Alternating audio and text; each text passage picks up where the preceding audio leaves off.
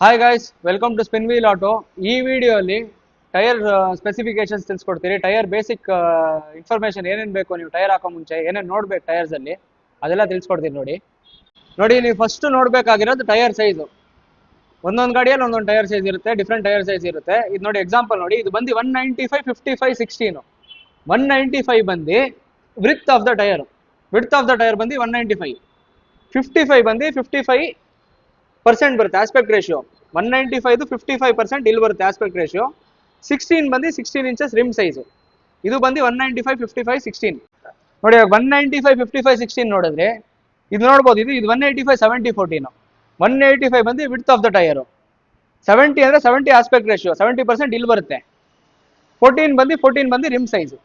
ನೋಡಿ, 195 55 R16, 195 ಆಯಿತು width, 55 ಬಂದು ಆಸ್ಪೆಕ್ಟ್ ರೇಷಿಯೋ. ಆರ್ ಅಂದರೆ ಆರ್ ಬಂದು ರೇಡಿಯಲ್ಲು. ಆಮೇಲೆ 16 ಇಂಚಸ್ ಆಯಿತು. ಇವಾಗ 87 ವಿ ಅಂತ ಇದೆ. 87 ಬಂದು ಲೋಡ್ ಕೆಪಾಸಿಟಿ. 87 ಬರುತ್ತೆ, 88 ಬರುತ್ತೆ, 70 ಸ್ಟಾರ್ಟ್ ಆಗುತ್ತೆ. 87 ಲೋಡ್ ಕೆಪಾಸಿಟಿ ಅಂದರೆ 87 ಆಲ್ಮೋಸ್ಟ್ ನಿಮಗೆ 545 kgs ಲೋಡ್ ಬೇರ್ ಮಾಡುತ್ತೆ ಇದು ಮ್ಯಾಕ್ಸಿಮಮ್.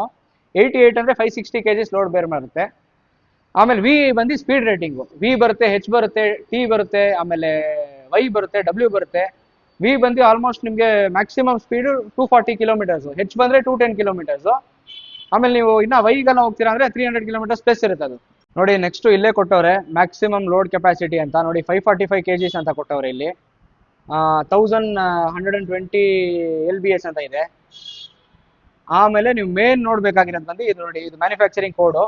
ಆಮೇಲೆ ಡಿ.ಒ.ಟಿ ಇಲ್ದಿರೋ ಟೈರ್ ಎಲ್ಲ ನೀವು ಪರ್ಚೇಸ್ ಮಾಡಕ್ಕೆ ಹೋಗ್ಬಾರ್ದು, ಯಾಕಂದ್ರೆ ಫೇಕ್ ಟೈರ್ಸ್ ಇರುತ್ತೆ. ಡಿ.ಒ.ಟಿ ಇಲ್ದಿರೋದೆಲ್ಲ ಡಿ.ಒ.ಟಿ ಕ್ಯಾನ್ಸಲ್ ಮಾಡಿರ್ತಾರೆ. ಆಮೇಲೆ ಡಿ.ಒ.ಟಿ ನೋಡಿದ್ರೆ ನೋಡ್ತೀರಿ ನೋಡಿ, ಇದು 42 24. 42 ಬಂದು ವೀಕು, 24 ಬಂದು ಇಯರ್. 42 ವೀಕ್ ಅಂದರೆ ನಿಮಗೆ ಆಲ್ಮೋಸ್ಟ್ ಅಕ್ಟೋಬರ್ ಮ್ಯಾನುಫ್ಯಾಕ್ಚರಿಂಗ್ ಇರುತ್ತೆ. ಆಮೇಲೆ 24 ಇಯರ್.